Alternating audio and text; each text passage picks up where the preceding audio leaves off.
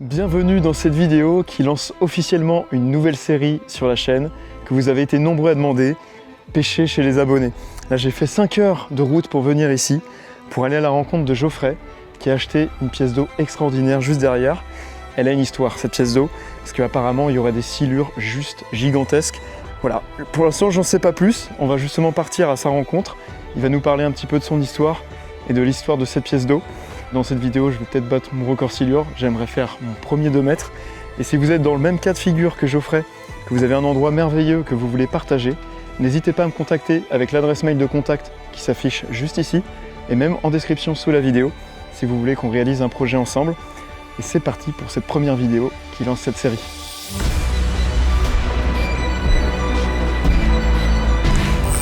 Ouais, il est énorme.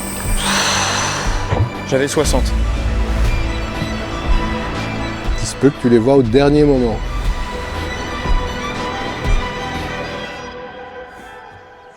Salut Geoffrey. Salut, ça va? Très bien. Je te remercie de m'inviter sur ta pièce d'eau. Dans le cadre de la petite vidéo, moi ce que j'aime bien faire, c'est échanger avec le propriétaire pour connaître un petit peu l'histoire de l'endroit. Ce que tu m'avais dit, c'est que ici, tu as acheté il n'y a pas très longtemps. Ouais, ça fait 2 ans. Ouais. C'est un plan d'eau qui était un petit peu abandonné. C'est un plan d'eau qui a été fait dans les années 80. Pour la petite histoire, quand tu vois cette digue là, tu avais même une ouverture qui donnait dans la Garonne. Oui, parce qu'il y a la Garonne qui passe juste derrière. Exactement. Ouais. Quand ils ont fait l'extraction, au début ils ont creusé avec des engins, puis l'eau, ils ont percé les nappes, l'eau est remontée, ils ont dû faire avec des dragues. Et du coup, il y a eu un moment donné où je sais que la digue n'existait plus contre la Garonne, donc ça faisait une enclave de la Garonne. Et à la fin de l'extraction, hop, ils ont refermé. Et donc ils ont créé un plan d'eau clos qu'on a aujourd'hui. Donc du coup, maintenant, c'est cette belle pièce d'eau que tu vois. C'est un peu une histoire de famille. Ça fait 3 générations qu'on fait de l'entretien, curage de plans d'eau, création de plans d'eau. Donc je savais que je voulais acheter une pièce d'eau un jour ou l'autre. Donc j'étais plus parti pour acheter un petit étang au début, et puis c'est vrai que j'ai vu qu'il y avait ce plan d'eau à vendre il y a 3 ans maintenant, à 5 minutes de chez moi, et je me suis dit... faut pas le louper quoi. Faut pas le louper, des plans d'eau comme ça, c'est rare que ce soit à la vente. Ouais, parce qu'elle est magnifique la pièce d'eau. Ouais, c'est un plan d'eau qui est exceptionnel. Il fait quelle superficie? Alors le domaine fait 25 hectares et il y a 17 hectares d'eau. Ouais, donc c'est pratiquement que de l'eau quoi. Ouais, en fait tu as des chemins sur les côtés pour pouvoir accéder. Ici tu as quelques hectares qui se baladent par-ci par-là sur les abords, mais oui, il y a beaucoup d'eau sur les 25 hectares. Et en termes d'espèces En termes d'espèces, on a un peu toutes les carpes. Après sinon au niveau du carnassier, on a la chance d'avoir les 5 carnassiers qu'on peut pêcher ici. Donc tu as du sciure. Ouais, c'est ce que je recherchais aussi.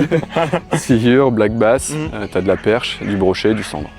Quand c'était ouvert, c'était vraiment une enclave. Même dès le début, quand ils ont commencé à creuser la carrière, tu vois, quand tu creuses une carrière, c'est un endroit qui est plutôt neutre, tu vois, au début. Oui. Et comme ils ont fait cette ouverture, le poisson, imagine-toi, qui était dans la Garonne, il se trouve une enclave de zone, parce que la Garonne, tu as toujours du courant, soit dans un sens, soit dans l'autre avec les marées.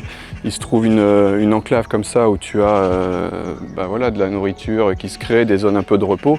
Donc le poisson, il rentre. Puis après, quand tu fermes le truc, forcément, donc ça il y a des silures qui sont là depuis très longtemps, qui viennent de la Garonne. J'imagine, ça a été commencé à creuser dans le début des années 80 et ils ont fermé la digue fin des années 80, peut-être en 89, 90. Ouais.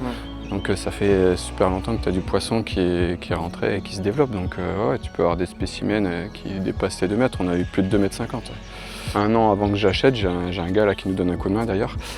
Lui, il a fait 2,57 m. Donc ça fait des poissons qui sont assez jolis. Ouais. 2,57 m, c'est énorme. Ouais, ça peut faire des beaux combats. Ouais. Je te remercie. Et de ce que j'ai compris aussi, c'est que y a un gars assez incroyable qui va venir à notre rencontre. C'est ça, le gros avantage de Slack, c'est alors là c'est une année un peu particulière, mais on a une eau qui est quand même assez cristalline, qui permet de faire des belles images. Et quand moi j'ai ouvert et que j'ai commencé à montrer un peu les vidéos, j'ai un plongeur un peu professionnel qui est plutôt habitué à plonger avec des cétacés, qui m'a contacté pour dire tiens, je voudrais faire un peu d'eau douce, et qui vient assez régulièrement pour plonger. Donc je te propose, si tu veux, c'est de le rencontrer, puis de voir si vous pouvez peut-être vous faire une petite plongée ensemble et d'aller voir un peu le milieu avant de pêcher. Ça peut être intéressant. Et c'est d'aller en contact de ces fameux gros silures qui vivraient à l'intérieur. Effectivement, exactement. Voir un peu leur biotope, voir dans quoi ils vivent, essayer de les rencontrer, peut-être avant de les pêcher, ça peut être sympa. Je te remercie Geoffrey. Merci à toi. Je te tiens au courant pour la pêche. Ça roule, merci beaucoup. Le petit échange avec Geoffrey, c'est super intéressant. Mais le programme aujourd'hui, c'est pas d'aller directement à la pêche ou encore même de rencontrer Hervé, puisque c'est demain que je vais rencontrer le plongeur pro. Et bah, ça va être sur 2 jours. Demain, plongée, et après-demain, pêche en flotte tube et découverte du lac. Et là, pour cette fin d'après-midi, bah, j'ai repéré, juste à côté du lac de Geoffrey, en passant sur cette route, ce spot. Regardez. Une sorte de petite sortie d'eau sous la route, avec une sorte de lavoir rempli d'eau. Comme si c'était une rivière dans le lavoir. Et j'ai pas pu m'empêcher, forcément en tant que pêcheur. Je vais mettre un petit coup de ligne là, quelques minutes, pour voir s'il n'y a pas du poisson dans ce genre d'environnement. C'est toujours... c'est la pêche, il peut toujours y avoir des belles surprises. C'est incroyable. Alors, il y a 2, voire même 3 spots à pêcher. Il y a le lavoir, il y a quand même pas mal de fond et je vois des herbiers carrément dedans. C'est comme s'il y avait une rivière qui passait sous la route et qui traversait le lavoir avec un système d'écluse assez ancien. Juste ici, il y a une sorte de vasque. L'eau, elle est aussi super claire et c'est ouvert, donc les poissons, ils peuvent passer. Et ce qui est hyper intéressant, c'est que là, cette rivière, elle se jette directement dans la Garonne et elle passe aussi par l'étang de Geoffrey. Donc les poissons, ils peuvent remonter. C'est pour ça que j'ai pris 2 cannes. J'ai une petite canne là pour essayer de pêcher de la perche ou du plus petit poisson et j'ai aussi pris ma canne à brochet au cas où. Je vais m'avancer pour voir. Bon, l'idée c'est de mettre quelques coups de ligne pour voir s'il y a du poisson. Là ça peut cacher du poisson. Là il y a vraiment du fond ici. Il y a beaucoup d'herbiers, pas mal d'algues. Je vais commencer dans le lavoir, je vais faire quelques petits coups de ligne et je vais observer. Et si je vois pas de poisson, je vais pêcher directement dans la rivière parce que là je vois rien dans la vasque. Allez.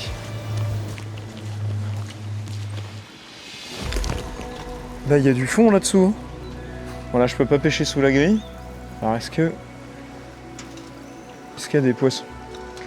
Ça m'est déjà arrivé de croiser ce genre d'environnement et j'avais vu dans le lavoir des petites perches et du chevenne, et des beaux chevennes. Et là typiquement ça pourrait être une rivière où il pourrait y avoir du chevenne. Pour l'instant je vois rien. Après il y a pas mal d'algues. Je vais faire 2-3 petits lancers au cas où. Ça serait incroyable de faire du poisson ici.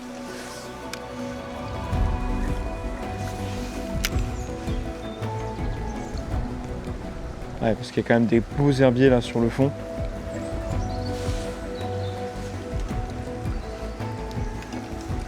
Pour l'instant je vois pas spécialement de vie.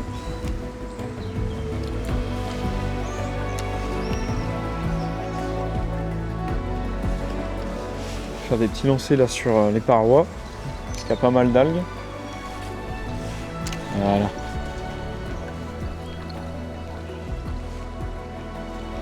Bon, je vais aller voir la petite rivière derrière et la vasque.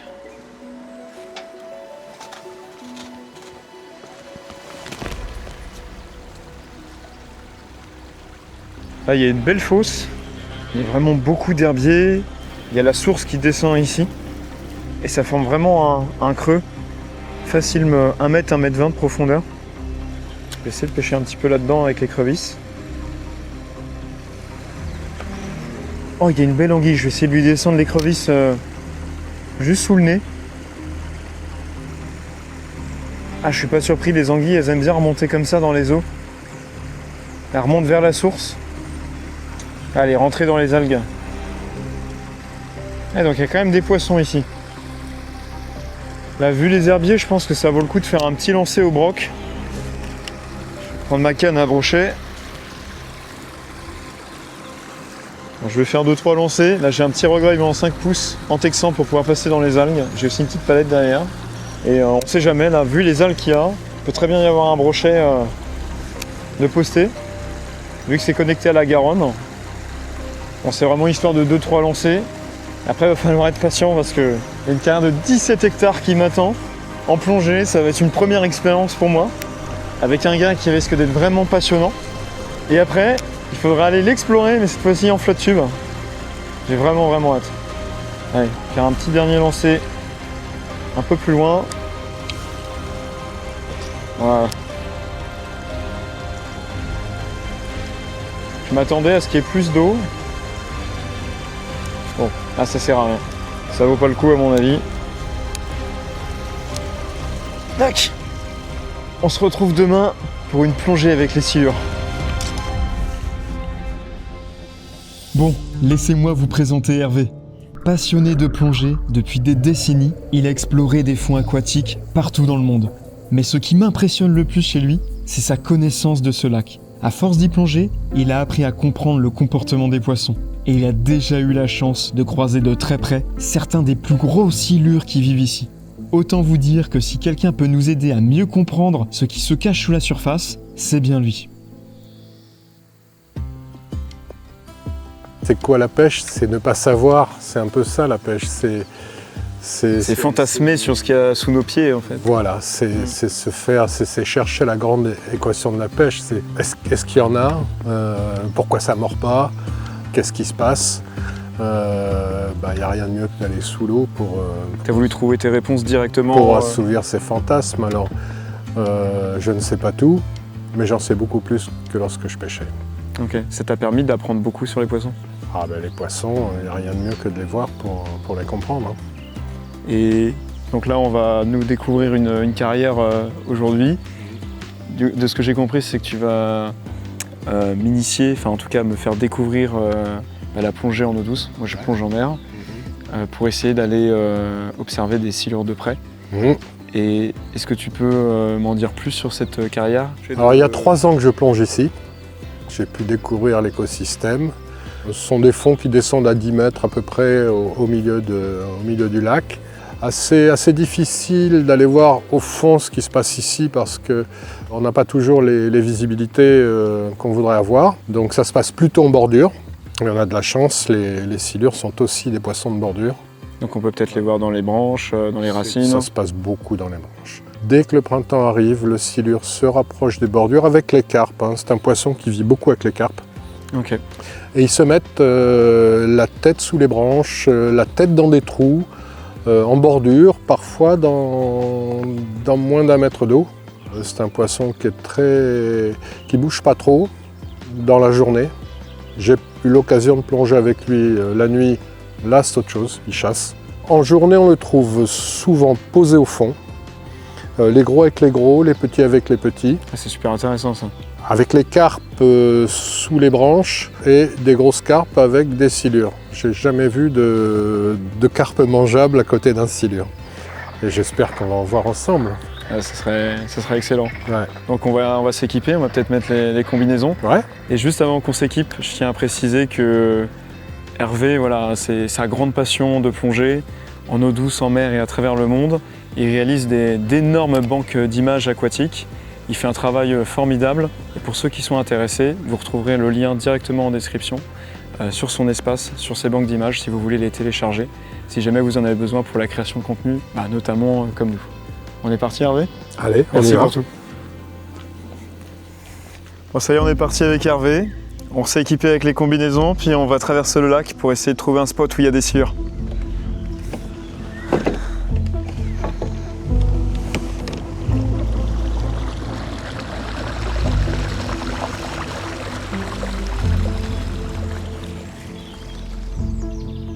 On est dans ma zone préférée du lac. C'est ici que j'ai fait le plus de rencontres. Donc ici, des hauts fonds. On va garer le bateau ici et on va aller explorer cette zone-là. Donc c'est une zone où généralement il y a des tortues sur les branches. Et surtout beaucoup d'arbres morts. C'est un bon spot à silures, Voilà, j'imagine. on a des arbres couchés sous l'eau, on ne les voit pas là. J'ai beaucoup rencontré de silures sous un arbre ici qui vient. Ça descend par 3-4 mètres et ils sont posés dans les branches. Et question, vu que du coup ça va être une première expérience pour moi de plonger avec les silures, est-ce qu'il y a une attitude à avoir? Est-ce qu'il y a quelque chose qui peut être dangereux vu que ça reste des gros animaux? Alors ils sont absolument pas dangereux. Ils sont pas dangereux.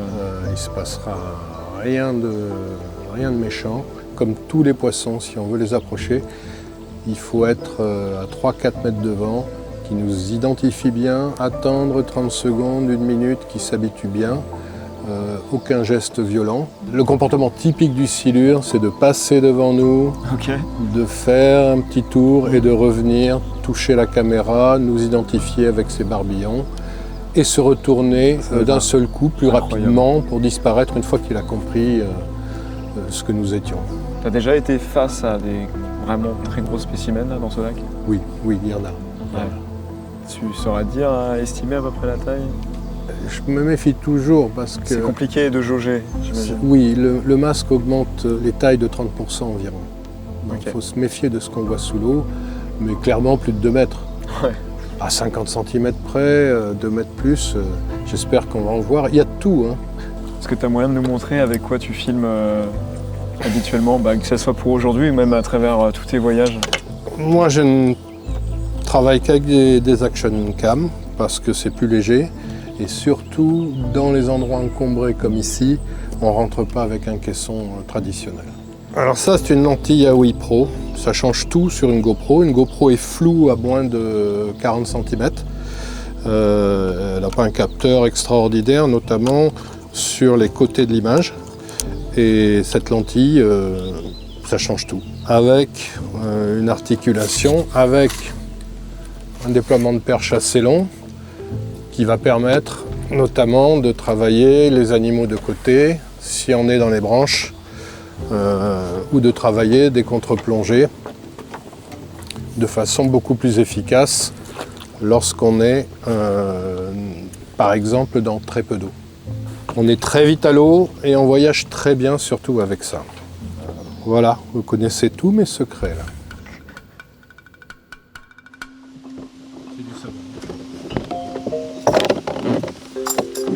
Alors c'est un coup parce qu'il a été en mer.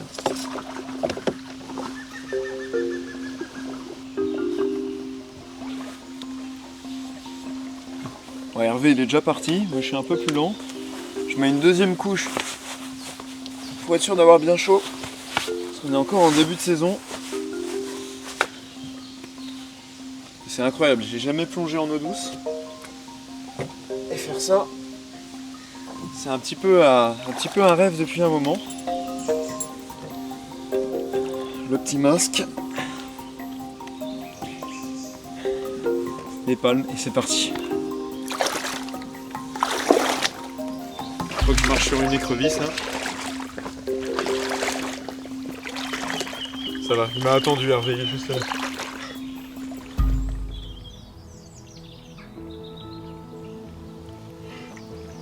C'est parti, je suis avec Hervé. On va descendre sous l'eau.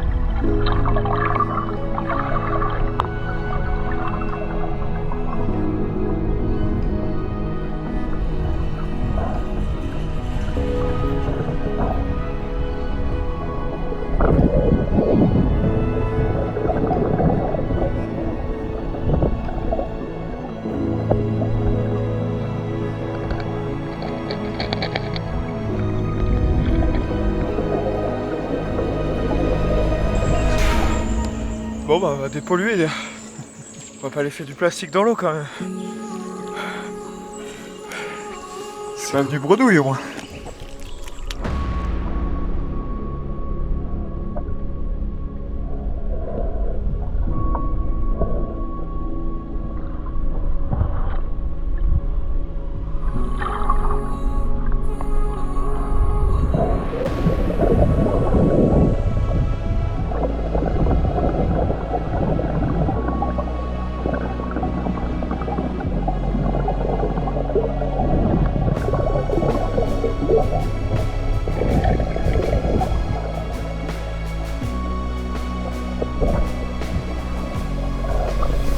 Voilà. Je suis descendu sous les arbres là. J'ai mis la tête, il y avait plein d'arbres au-dessus de moi, je pouvais pas rentrer.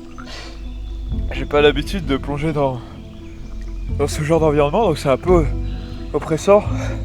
Il y a toutes les algues et tout, on a l'impression de vite être coincé. Pour l'instant on n'a pas spécialement vu de poissons sur les bordures. Et je prends un petit peu l'eau avec mon masque, ça aide pas. Alors on va persévérer.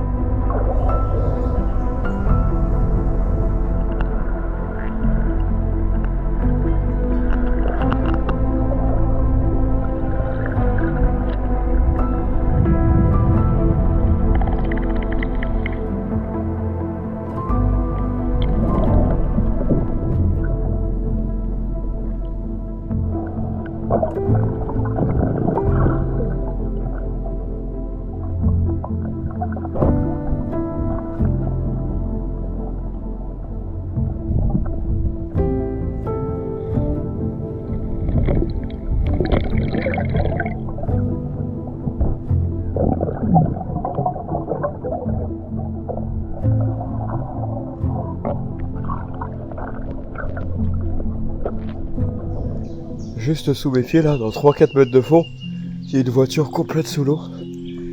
La voiture est assez grosse, elle est assez ancienne, et ça peut cacher du sucre.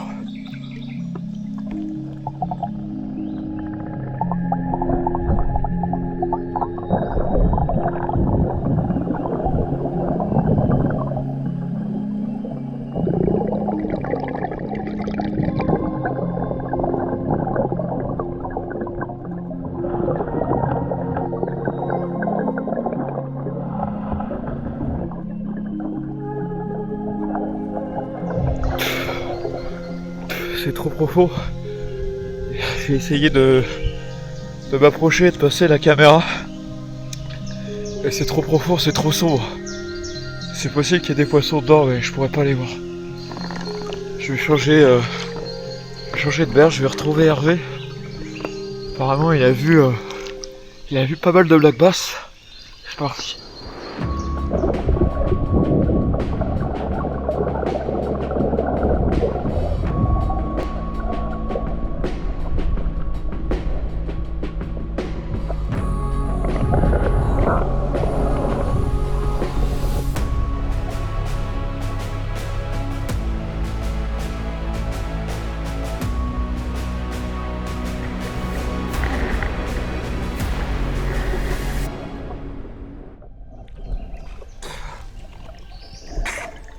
Je viens de voir un bass énorme, il est passé devant moi. Je pense qu'il faisait 55 cm. Après avec le masque c'est compliqué de savoir, mais énorme. Un monstre. Ça c'est un spot à retenir.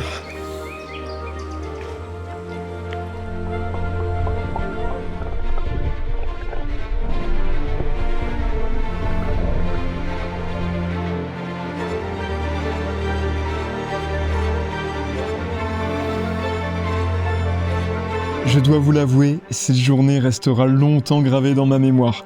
C'était ma toute première plongée en eau douce, et même si les conditions ne nous ont pas permis d'approcher les grosses silures comme on l'espérait, cette immersion m'a énormément appris. Observer les poissons dans leur environnement, comprendre leurs déplacements et leurs habitudes, c'est une expérience précieuse avant la journée de pêche. Et pour vous montrer ce que ce lac cache réellement, Hervé m'a autorisé à partager quelques images qu'il a tournées ici au fil de ses plongées. Des images assez exceptionnelles qui confirment une chose. Le potentiel de ce lac est tout simplement énorme. Et je peux vous dire que ça me donne encore plus envie d'être à demain.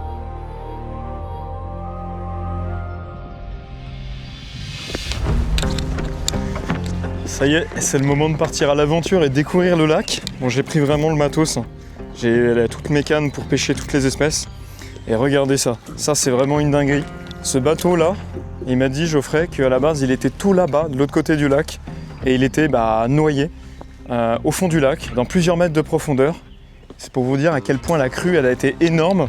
Elle a carrément remonté le bateau et elle l'a échoué ici sur la berge. Là, il y avait de l'eau, mais au-dessus de ma tête, quoi. C'est incroyable. Et Hervé me disait aussi qu'à la base, c'était un bon spot où il y avait du silure dessous. On voit même toute la vase craquelée qui s'est déposée. C'est assez fou. Là, je vais préparer mon flotte. Juste ici, il y a une sorte de petite mare assez profonde. Et je veux voir s'il n'y a pas des brochets qui sont restés coincés avec la crue. Après ils peuvent encore circuler, il y a un petit peu d'eau qui passe au-dessus des arbres. Mais voilà, je sais que ça peut peut-être tenir à un gros black bass ou un beau brochet qui serait resté coincé là. Surtout en début de saison, c'est des zones qu'ils aiment bien. Là bon, j'ai laissé le leurre que j'avais de monter. Un petit chatterbait avec un rock vibe derrière. Je vais faire quelques lancers puis après je vais m'équiper en flotte tube. Mais c'est pas impossible de tomber sur un poisson. C'est vrai que je vais tomber sur un sealer en fait. Ouais, il y a un gros 1,50 m, il y a 2 mètres pratiquement au milieu. Ouais, parce que j'ai 2 mètres de baling, tout mon baling il est pris. C'est incroyable.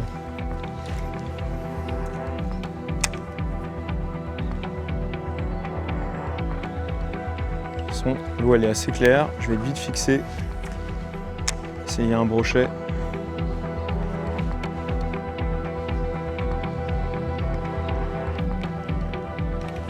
Oh, ça suit. Qu'est-ce que c'est? Oh, c'est une petite perche. Une toute petite perche franche. Excellent. Il y a bien des poissons qui sont restés bloqués. Elle est vraiment toute petite. Hein.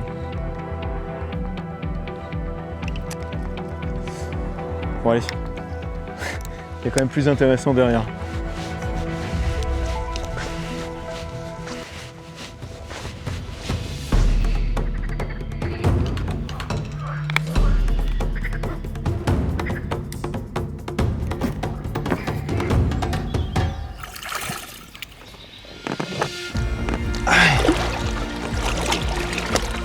C'est parti pour percer les mystères de ce lac.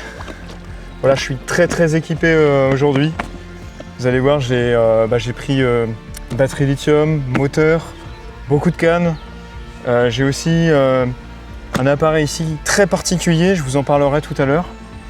Parce que 17 hectares d'eau, mine de rien, avec un peu de vent, de la profondeur, sur une journée, pour trouver la pêche, c'est quand même sympa de pouvoir varier les techniques et se déplacer assez rapidement. Allez. On va se mettre les petites palmes des 4.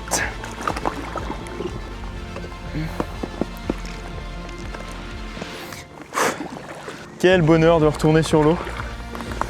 Quel bonheur. Et juste ici, j'ai accès à la petite molette de ma turbine. Si mes souvenirs sont bons, c'est dans ce sens-là. Yes! Quel bonheur! Et voilà, 17 hectares à découvrir. Je vais commencer directement ici. Je vais aller directement à l'essentiel, aux structures, là où il y a le ponton et les bateaux. Ça cache toujours du poisson et je sais que je peux peut-être tomber rapidement sur du bass ou sur de la perche. Il y a pas mal de structures sympas. Bon, j'arrive tranquillement vers les pontons et sur la route, je voulais vous montrer ça. C'est juste ici une sonde qui est très particulière. Je pense que c'est la première fois que vous la voyez puisqu'elle vient du Canada. Elle vient tout juste d'être importée en France. C'est la petite sonde Akoufi qui se connecte en Wi-Fi, que ce soit sur téléphone, tablette. Et moi j'ai emmené ma tablette. Hop, je vais me connecter à l'application ici Akoufi. Voilà. Et c'est directement connecté avec un routeur Wi-Fi qui est juste derrière, qui est branché à la lithium.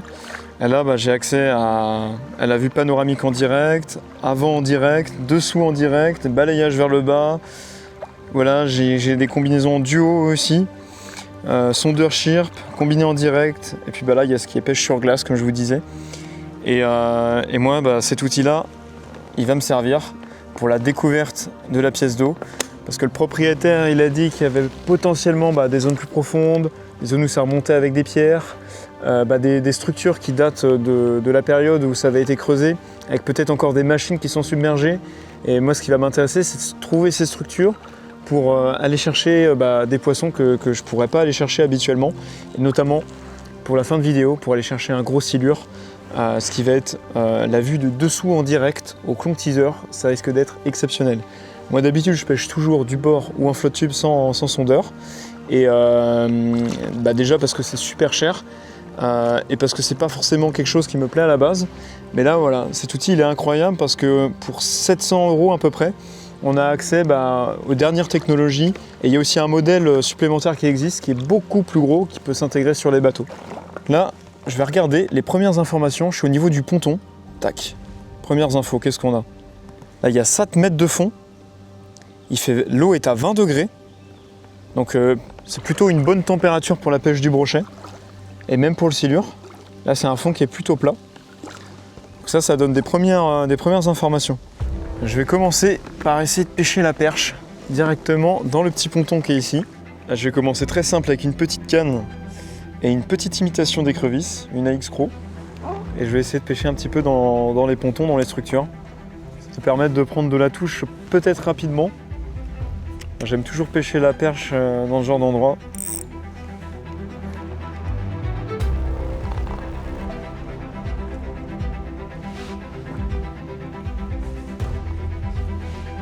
Après, il y a quand même 7 mètres d'eau, quoi. Donc, je sais pas si les perches vont être directement ici. Parce que ça reste des pontons flottants, c'est pas comme s'il y avait des piliers ou des structures. Mais ça vaut le coup de tester.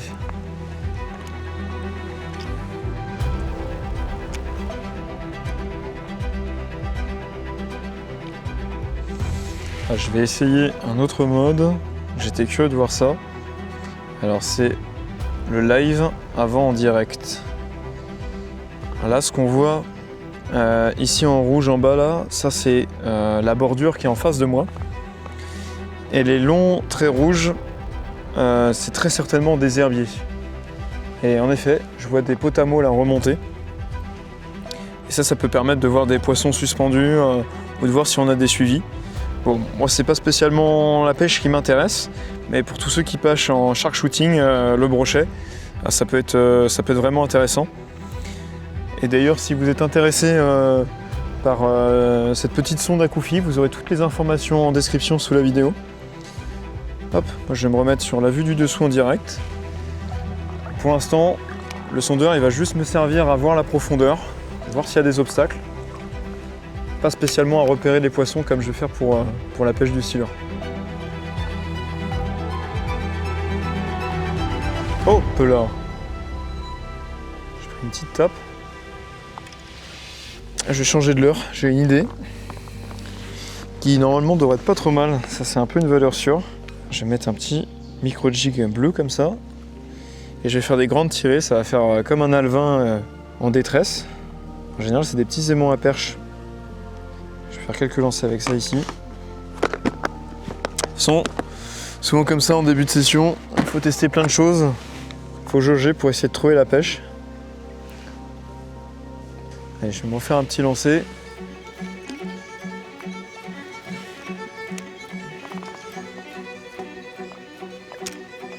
Alors, c'était à peu près par là que j'ai eu la touche.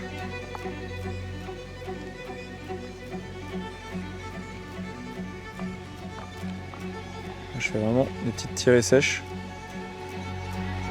Oh oui, poisson. Yes. Oh mais c'est un beau poisson. Qu'est-ce que c'est? Oui, c'est un beau poisson, magnifique. Oh, oh, oh. Oh, c'est un brochet. Oh non, il s'est décroché. Oh, il avait attrapé un petit black bass. Mais non, j'ai attrapé un petit black bass et il s'était fait prendre par un beau brochet d'environ 70 cm. Oh, c'est complètement fou ça. Voilà, clairement, je vais pas perdre de temps. Je vais prendre ma canne à broc. J'ai déjà un leurre qui est monté dessus. Alors, c'est pas celle-là. J'ai un chatterbait. En plus, il y a un rock vibe native hill, donc qui est très naturel derrière. Donc les eaux sont claires, ça va être plutôt pas mal. Et ben là, je pense que je vais rester comme ça. Je vais me faire toute la bordure au chatterbait. C'est ce que j'ai vu avec Hervé en fait. Les poissons, ils sont tapis sous les berges, tapis dans les racines et dans les branches. Et ça va pas être forcément facile de les faire sortir. Surtout que l'eau, elle est claire. Et à mon avis, le chatterbait, c'est plutôt une bonne option. C'était un peu un hasard qu'il soit sur ma canne, mais ça va bien vibrer, ça peut passer sur les branches. Et à mon avis, ça peut vraiment déloger les carnassiers, notamment le brochet. Je vais faire toute la longueur, toute la rive droite du lac comme ça, en cherchant le brochet, éventuellement le bass. Et après, ça va me faire arriver du coup sur le fond du lac, là où il y avait les énormes arbres morts. C'est les plus gros arbres que j'ai vus avec Hervé quand j'ai plongé. Et ça descend, il me semble, à 9-10 mètres. Et clairement, c'est là que je vais insister avec ma grosse canne. J'ai pris mon teaser, des vers canadiens pour pêcher le silure. J'aimerais essayer de faire au moins déjà un silure et je vais essayer de chercher un gros parce que voilà, apparemment il y a des monstres ici. Et je vais pêcher avec une technique particulière où je vais utiliser le sondeur qui va être indispensable et cet outil voilà, qui s'appelle un clonk. Je l'ai déjà fait avec mon ami Tristan, mais je l'ai jamais fait tout seul. Je suis un pur débutant dans la pêche du silure au clonk. Donc ça risque d'être une expérience. Allez, on va trouver un broc maintenant.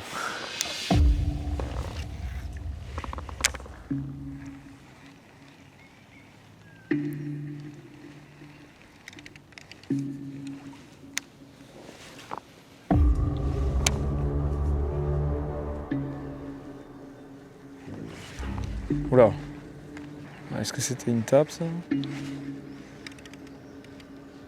Oui, c'était peut-être bien une tape, ouais. Je n'étais pas sûr de moi au début. Oui, c'était bien une tape, ouais. Regardez ça, les coups de dents. Ouais, il y a bien un brochet là. Il m'a mis une tape pas très franche. C'était peut-être petit.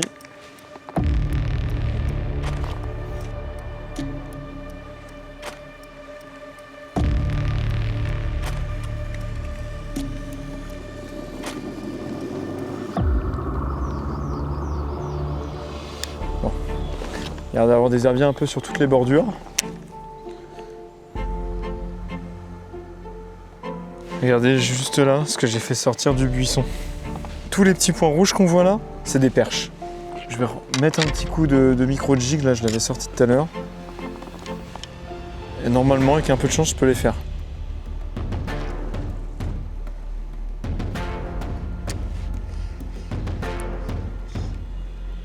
Ouah, elles suivent! C'est incroyable. Voilà, en vrai, c'est super intéressant. Oui, poisson! Yes! Ça monte à toute petite perche. Toute petite perchette. Je pense qu'il peut y en avoir des plus grosses en dessous. Je les vois toutes suivre. Ouais, poisson. Yes! Là j'ai trouvé l'animation, je faisais des grandes tirées, ça marchait pas très bien. Et là je me mets au cœur du banc, je fais des mini tirées comme ça. Oui. Yes. Magnifique. Elle est plus belle là. C'est bien ce que j'avais vu. Ceux qui vous disent que le live ça fait pas la différence à la pêche, je vous garantis que si. Hein. Là moi je m'amuse parce que j'ai vu le comportement des perches sortir du buisson. Du coup, je peux repérer les perches, passer pile poil comme il faut avec le jig, voir leur comportement en direct et voir comment elles interagissent. C'est ce qui m'a permis, en l'espace de 5 minutes, de voir qu'il y avait un énorme banc de perches, qu'il y avait beaucoup de petites perches, que dessous il y avait des plus grosses. Et voilà, sans le sondeur, très clairement, j'aurais continué mon chemin et j'aurais pas fait ces perches. Ouais, c'est incroyable la technologie. Hein. Ce que ça peut faire aujourd'hui. On va aller relâcher ces petites perches. Hop, il y en a une qui s'est échappée d'ailleurs. Ouais, belle petite perche. Et là, ce que je vais faire, c'est que je vais adapter ma technique de pêche en fonction de mon environnement, de ce que j'ai vu. Voilà, il y a pas mal de belles perches qui font à peu près la taille de mon glide, qui est une imitation de perche. Je vais la relâcher. Et l'idée c'est de reproduire ce que j'ai vu. J'ai vu qu'il y avait des jolis bancs de perches du coup, sur les bordures. Et ça c'est en général c'est la nourriture quand même des brochets. Donc l'idée c'est de se rapprocher au plus près de ce que j'ai vu. Mettre une imitation de perche et puis passer le long des bordures et des buissons. En espérant que cette perche artificielle soit un petit peu plus alléchante que les perches naturelles. Pour ceux qui connaissent le Grand Edge, je pense que c'est la première fois que vous voyez cette couleur, perche brillant là. Ça fait partie des nouvelles couleurs de 2026 qui viennent de sortir, que j'ai directement, on va dire, imaginé et pensé avec la marque Grassroots, qui est une petite marque japonaise. Et vraiment, c'est des couleurs sublimes. Il y a cette couleur perche, il y a aussi la couleur brochet, qui est magnifique, que j'adore. Voilà, des belles couleurs à mon avis qui vont faire leur effet cette année, que je vais bien utiliser. Bon là c'est super, hein. Pour le glide là. Voilà, je suis sur un spot qui est plutôt intéressant normalement pour le silure, mais ça peut aussi accueillir vraiment des gros brochets. Il y a des arbres entiers qui sont complètement immergés. Je vais essayer de longer ces gros troncs en glide, tout doucement. Je vais voir si je peux pas faire sortir un broc. Ils aiment bien se mettre comme ça sous les souches. Allez là, je vois tellement un gros broc sortir d'ici.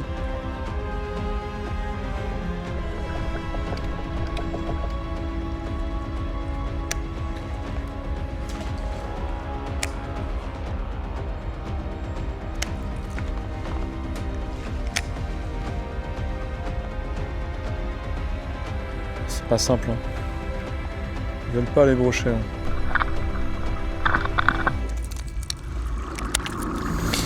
Ça n'a rien donné au glide.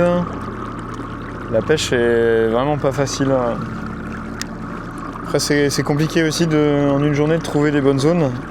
La carrière elle est tellement grande. Je vais changer de leurre en déplacement, passer sur un leurre souple. Je me suis monté ça tout à l'heure. C'est un Rock Vibe en 5 pouces, très naturel. C'est aussi une nouvelle couleur qui est sortie cette année. Et il est monté en texan. C'est-à-dire que l'hameçon il est caché et quand les poissons vont arriver, paf, ça va sortir l'hameçon. Sauf que tout ce qui est racines, algues, etc., ça va pas se coincer dans l'hameçon. Donc c'est un montage qui permet vraiment de passer dans les obstacles. Et il y a également une petite palette qui va tourner et qui va aussi renvoyer des flashs lumineux. Et ça c'est vraiment un super combo dans ce genre de zone là. Hop, je vais ralentir et je vais commencer à pêcher là-dedans.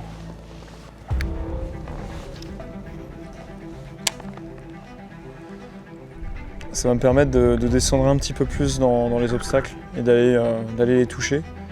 Ce que je ne pouvais pas faire avec le Grand Edge, avec ces deux hameçons triples.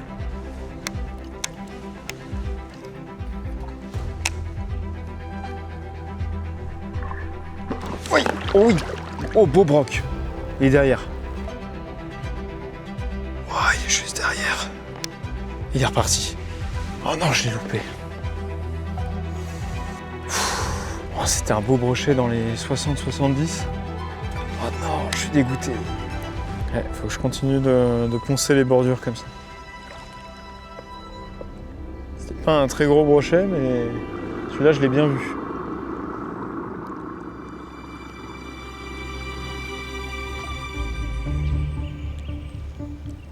Oh, excellent! Regardez ça, c'est la voiture. C'est la voiture que j'avais découvert avec Hervé. On voit bien là le capot, le toit, et on voit le trou dans les portières. Et c'est vrai que c'était à peu près ici que je l'avais vu quand j'ai plongé. Là, je vais essayer de le lancer à côté, parce que ça peut vraiment cacher du poisson. Alors elle est juste devant. Ouais, là je descends dessus. Je longe. Là je suis posé sur le capot. C'est vraiment excellent, on la voit. Oh mais il y a un poisson. Oui, il y a un poisson. Il y a un poisson au-dessus de la voiture. Je vais relancer. Je l'ai peut-être fait sortir de la voiture. Je vais relancer une dernière fois dessus. Ah, je vais même changer de technique. Je vais mettre un leurre qui peut passer dans les obstacles. Je vais mettre un jig.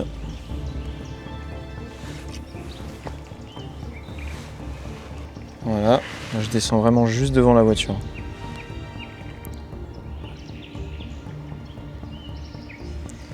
Et je vois pas de poisson en particulier autour. Allez, je vais me décaler. Pas de poisson dans cette voiture. Enfin, en tout cas, il n'y en a pas qui sortent.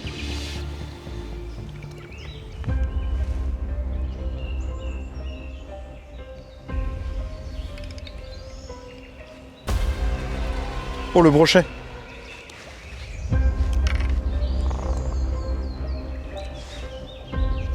Ouais, il va ramasser. Ouais. Il a ramassé. Ah, décroché. Je Je vais le tenter avec un vrai leurre à brochet parce que sinon je vais me faire couper. Il est retourné là-dessous.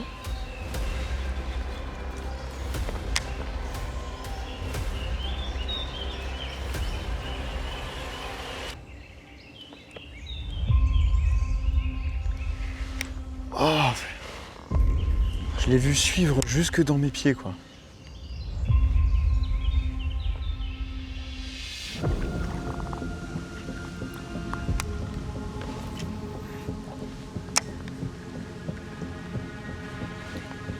Il y a un poisson là. Un gros poisson juste devant là. Ouais, poisson. Oh non! Je vais prendre du recul. Il y a 2 voire 3 énormes basses. Ils sont monstrueux. Je vais changer d'approche. J'ai une idée. Vu que j'ai des vers canadiens pour pêcher le silure, bah, je vais juste me monter un hameçon simple et lancer un vers canadien. Voilà. Gros vers comme ça là. Là, la technique, elle est très simple. Juste ici, sur le vers, il y a un anneau qui est beaucoup plus solide. En fait, j'ai un piqué l'hameçon directement là. Et j'aurai juste à déposer le vers sur le fond. Le vers, il va bouger sur le fond. Et les black bass, dans la théorie, ils vont venir le ramasser. Là.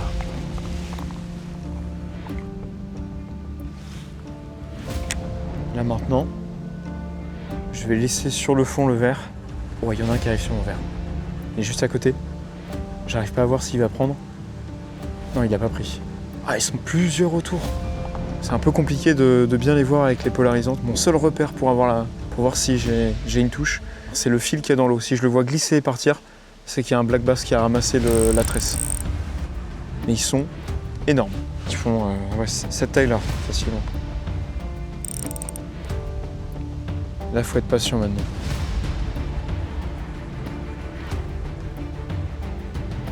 Ah, il y en a un qui arrive. Oh, départ. Oui, yes. J'en ai eu un. Oui. Oh, je me fais dérouiller.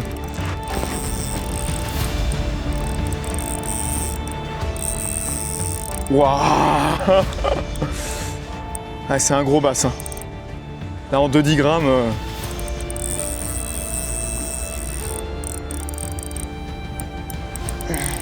Préparer l'épuisette.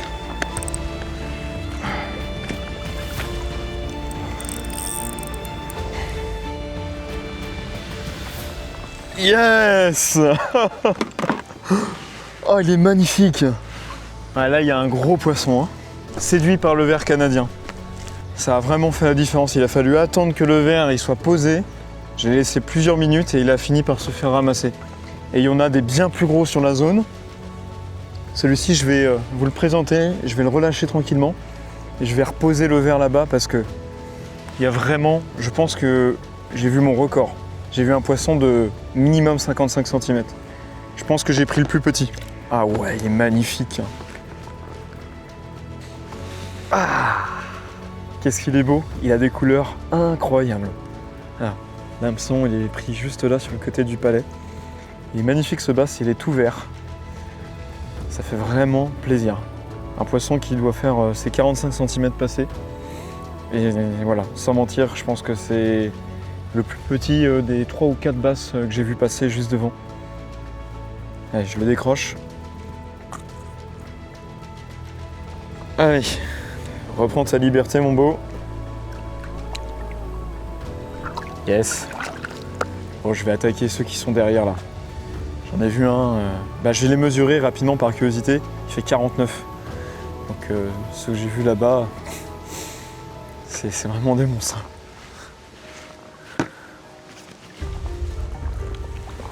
Ils sont restés sur la zone.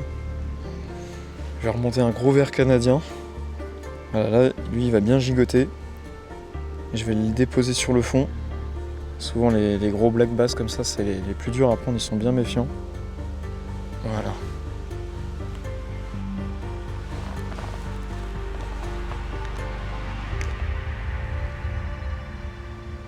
Il arrive.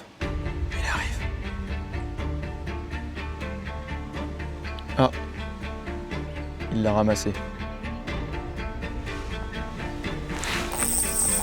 Ouais, il est énorme. Il est énorme. Il est énorme. Non, décroché. Non.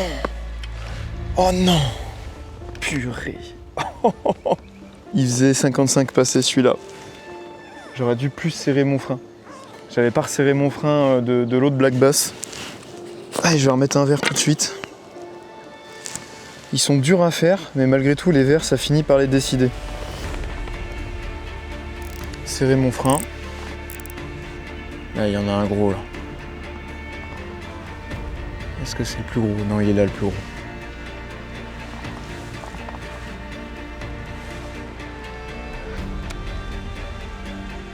Là, il y en a un de 45-50 qui est posté là, un autre de 50 ici. Ouais, oh, il est énorme, il est énorme. Là, il est énorme. Faut pas qu'il parte dans les branches. Oh, cassé. J'avais 60. Impossible à gérer, c'est trop gros. Ma canne, elle est trop petite pour ce genre de poisson. Purée. Je suis comme ça. Bon, ça m'étonnerait que j'ai une troisième chance. Je vais essayer de mettre le plus gros verre canadien que j'ai dans la boîte. Voilà. Gros verre canadien qui bouge bien. J'ai laissé reposer le spot. J'ai fait un bon nœud. Je vais essayer d'aborder le spot un peu différemment pour pouvoir l'extraire des branches. Là, je suis pas trop mal. Parce que ma canne, c'est une 2-10 grammes. Là, sur des poissons comme ça, il faudrait plutôt une 10-30, quoi. 5-20.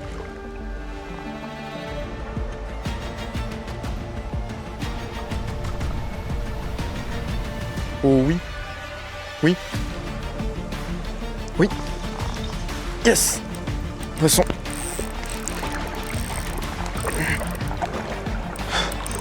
Lui, je peux le travailler. Je suis en pleine eau. Oh. Waouh. Je me fais dérouiller. Waouh, il est gros, il est gros, il est gros. Faut pas que je casse. Il faut que je m'éloigne surtout de la bordure. Ah mais la puissance qu'ils ont, c'est un délire. Bah après en 2-10 grammes, et il est plus gros que le premier celui-là. Magnifique. Yes. J'ai pas souvent l'occasion de pêcher le black bass, il y en a très peu chez moi en Bretagne. Enfin il n'y a pas beaucoup de spots. Et là faire un poisson aussi gros, c'est... Je suis comme ça. Ah, je sais pas si vous voyez. J'ai la main qui tremble d'adrénaline. Ah, il est énorme. Ah, il y a plus de 50 là. Il s'est décroché dans l'épuisette. Non? Si. Décroché dans l'épuisette. Il était à peine piqué. Ah ouais, c'est un parpaing. C'est un parpaing. Celui-là, je vais le mesurer direct. Hein. Cette gueule. Ouais, donc je suis sûr, il y avait 60. Hein. Il y avait 60 tout à l'heure. Regardez ce parpaing. Il est énorme. Ça, c'est du gros bass. Bon, là, celui-là, faut le mesurer. Hein. Je vais le mesurer à partir de la mâchoire supérieure. Il fait 52. Ouais, c'est ça, 52. Ouais, on a un beau bass de 52 cm. Dépasser les 50, là, ça commence à être vraiment une très gros bass. Hein. Voilà, je peux dire que j'ai validé le black bass sur cette carrière. Je vais pouvoir passer sur d'autres espèces, notamment le silure. Il a bien mérité de repartir ce beau. Magnifique. Oh, c'est trop beau.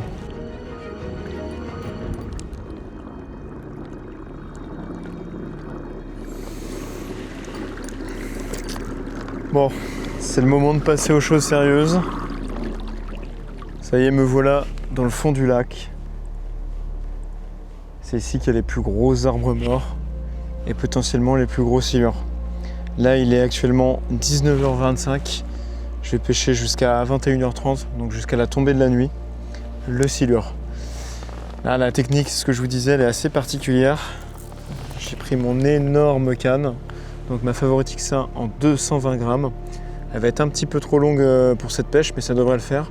J'ai un baling de 2 mètres en Kevlar, 100 kg de résistance. Comme ça, si je me fais embarquer dans les branches, je pourrais extraire le poisson. Et là, l'idée c'est de passer avec ce mode-là, dessous en direct. Et il va falloir que j'équipe le teaser de verre canadien. Parce que l'objectif de cette pêche, c'est de descendre en fait à la verticale avec ça. Je vais le voir ici en direct au sondeur. Et en fait, c'est une sorte d'octopus avec un hameçon en dessous. Et l'idée, c'est de mettre une grappe de verre. Et le silure, lui, il va entendre le bruit du clonk, qui est juste ici, que je vais claquer en fait à la surface de l'eau.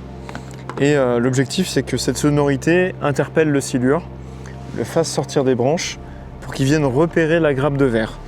Et normalement, si je me débrouille bien, les silures devraient arriver comme ça, je devrais les voir à l'écran et je vais pouvoir agir et monter tranquillement le teaser pour qu'ils suivent.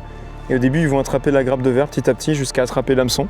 Et là, il faudra être réactif pour envoyer un bon ferrage. C'est une pêche qui est assez stressante parce qu'on voit en direct sur l'écran et qui est aussi très frustrante parce que on peut avoir des poissons de 2 mètres qui passent et ils en ont rien à faire. Là, je vais m'équiper de verre canadien. La lumière elle est déjà en train de baisser. De toute façon, c'est le soir que les silures ils s'activent en général. Ils sont actifs le matin, tard le soir et surtout la nuit. Donc là, ce que je vais faire, c'est que je vais vraiment attacher un maximum de verre pour cacher l'hameçon et faire une bonne grappe. Voilà, je suis en train de la charger là. Là, j'ai vraiment une énorme grappe. Il va les sentir avec ses moustaches, il va les attraper petit à petit et il va aller jusqu'à prendre l'hameçon. En tout cas, c'est l'idée. Je me suis mis juste en face des gros arbres morts. Là, normalement, je devrais avoir mon teaser descendre sur l'écran. Voilà, je le vois ici. Je vais le mettre un peu entre 2 eaux, comme ça. Et là, maintenant, c'est le clonk. C'est une autre histoire. Parce que c'est important de bien clonquer pour faire venir les poissons. Et souvent, ça fait la différence. Sauf que moi, je suis vraiment débutant là-dedans. Donc, là, je suis loin du compte, là. Normalement, c'est censé faire un bruit beaucoup plus sourd. Et l'objectif, c'est d'attendre, de voir si je vois pas une masse décoller du fond ou carrément sortir des branches. Je vais essayer de... Voilà, c'est pas mal. Voilà.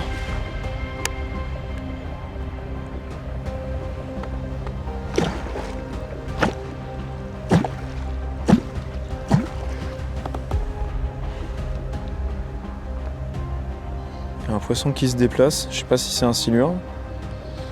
Ça remonte là. C'est peut-être des bulles de gaz aussi.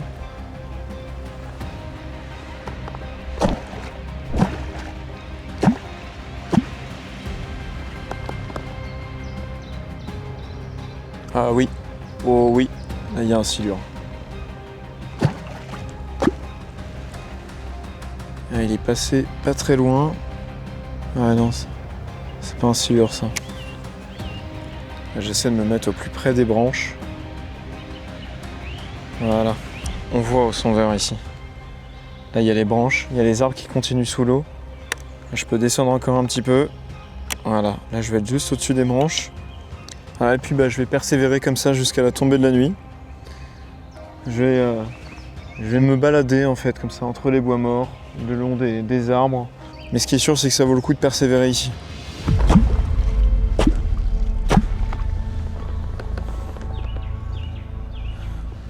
Allez, il en faut un qui monte là.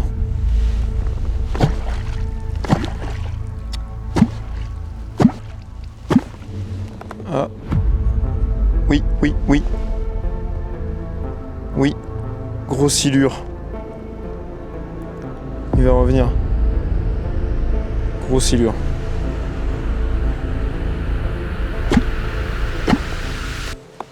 Oui. Gros, gros, gros. Il est dessous. Il vient. Il est juste dessous. Ouais, il prend. Ouais, yes. Yes.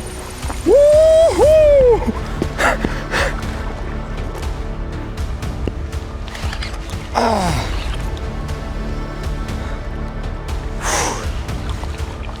Oh, yes! Magnifique! Ça fait plaisir!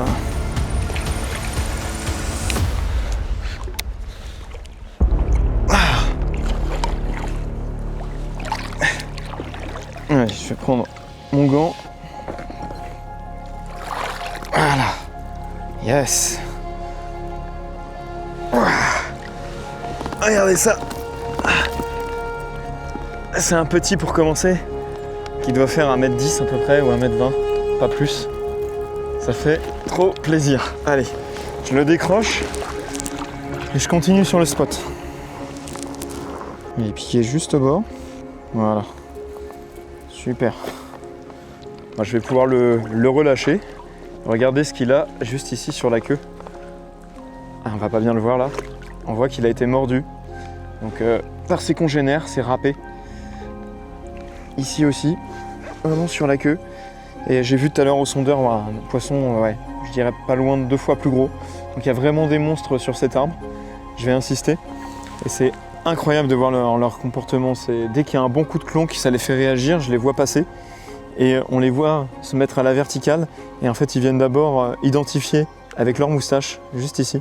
C'est comme un radar. C'est assez impressionnant. C'est vraiment des poissons fascinants. Moi, je vais pas l'embêter plus longtemps, je vais le relâcher. Et puis on va s'attaquer à plus gros.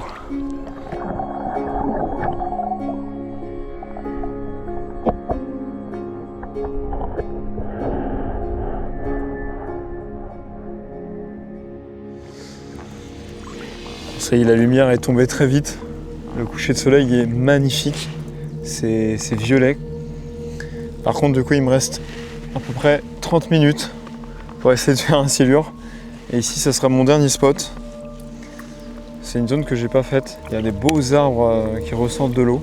Et je vais clonquer ici jusqu'à la tombée de la nuit. Hop. C'est vraiment dur. Je soupçonne un début de frais. Un début de reproduction des silures. Et c'est pour ça qu'il serait pas en alimentation. Parce qu'il avait des traces. Donc je me dis que c'est dû à ça. Potentiellement.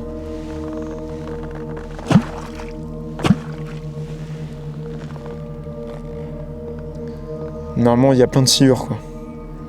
J'aurais dû en voir plus. Je suis venu trop confiant, avec plein d'espoir. Je me suis dit, c'est une carrière incroyable, avec des silures énormes. J'ai plongé avec Hervé, il a vu des tas de silures ici.